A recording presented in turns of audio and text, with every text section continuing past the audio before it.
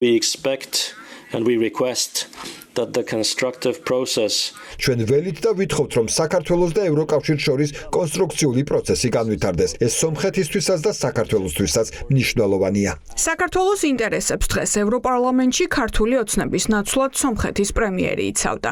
ნიკოლ ფაშინიანმა სტრასბურგში სიტყვით გამოსვლისას საქართველოს ევროკავშირის ურთიერთობები სომხეთის ევროინტეგრაციის ერთ-ერთ შემაფერხებელ ფაქტორად დაასახელა და ყველას მოუწოდა გაითვალისწინონ ეს მოცემულობა. If the EU accepts Armenia as a full member, თუ ევროკავშირი მიიღებს სომხეთს წევრად, ეს რა თქმა უნდა დიდებული იქნება.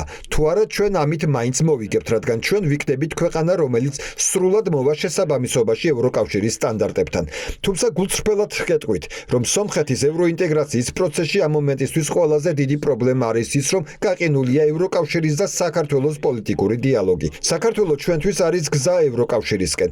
ჩვენ საქართველოსთვის კანდიდატის სტატუსის მინიჭების შემდეგ დავიწყეთ ევროინტეგრაციის პროცესი. მაშინ როცა ნიკოლ ფაშინიანი სომხეთის მიღწევებს ევროპელებს აცნობდა, ევროპარლამენტის დერეფნებში დეპუტატები საქართველოს შესახებ კრიტიკული რეზოლუციის პროექტზე მუშაობდნენ. ელენა ხოშტარია საქმე და პოლიტიკური პატიმრები რეჟიმის პირობებში.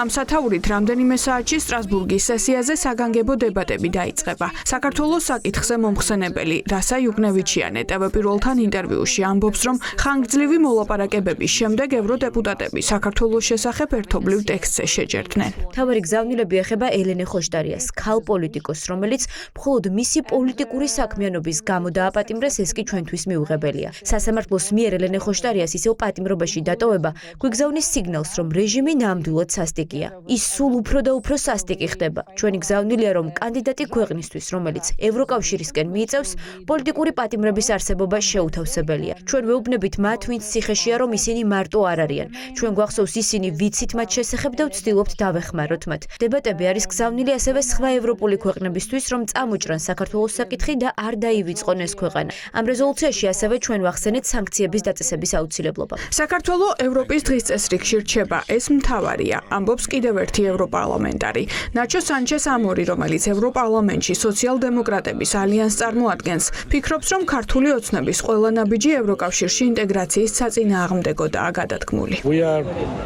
Maintaining Georgia in the agenda, this is the main thing. ჩვენ ვინარჩუნებთ საქართველოს დღის წესრიგში, ეს არის მთავარი. ამ შემთხვევაში ელენე ხოშტარიას და სხვა პოლიტიკური პატიმრების საქმეების სახით. ბოლო დროს ავტორიტარული რეჟიმი უფრო გამყარდა ბოლო სამართლებრივი რეფორმებით, ბოლო საჯარო განცხადებებით. რა შეგვიძლია გავაკეთოთ?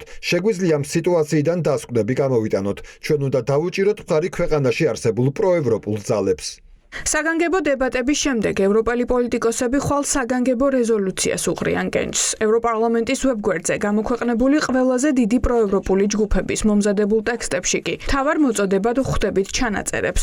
უპირობოდ გათავისუფლდნენ პოლიტიკური პატიმრები და გაუქმდეს რეპრესიული კანონები. მოვუწოდებთ ევროკავშირის საბჭოს საბოლოოდ გადალახოს უნგრეთისა და სლოვაკეთის მიერ ივანიშვილისა და ქართული ოცნების ხელმძღვანელობის წინააღმდეგ ევროკავშირის მასშტაბით მიზანმიმართული სანქციების ბლოკირება. მოვუწოდებთ ყველა წევრ სახელმწიფოს მანამდე დაუყოვნებლივ დააწესონ ორმხრივი სანქციები. ვითვალისწინებთ პრეზიდენტ ფონ დერ ლაიენის გასული თვის წერილს, სადაც მან მიანიშნა უვიზო რეჟიმის შესაძლო შეჩერებაზე მთლიანად საქართველოს მოსახლეობისთვის. გამოვთქვამთ უკმაყოფილებას და ვფიქრობთ, რომ ეს ზომა უარყოფითად იმოქმედებს ყველა ქართველზე, მათ შორის მათზე, ვისაც შეიძლება დევნისგან თავის დაღწევა დასჭირდეს. ეს ზომა მხოლოდ უკიდურეს შემთხვევაში უნდა იქნას მიღებული. ევროპელი კონსერვატორების და რეფორმისტების ჯგუფის რეზოლუციის პროექტში ქართული ოცნების შინოვნიკები საბჭოთა სტილის აპარატშიკებად არიან მოხსენიებული. ყველა დიდი პოლიტიკური ჯგუფი თანხმდება, რომ ივანიშვილის და მისი ხელისუფლების წინააღმდეგ სანქციები დროულად უნდა დაწესდეს. ამისთვის კი საჭიროა უნგრეთის და სლოვაკეთის ვეტოს დასაბლოკად გზები გამოინახოს.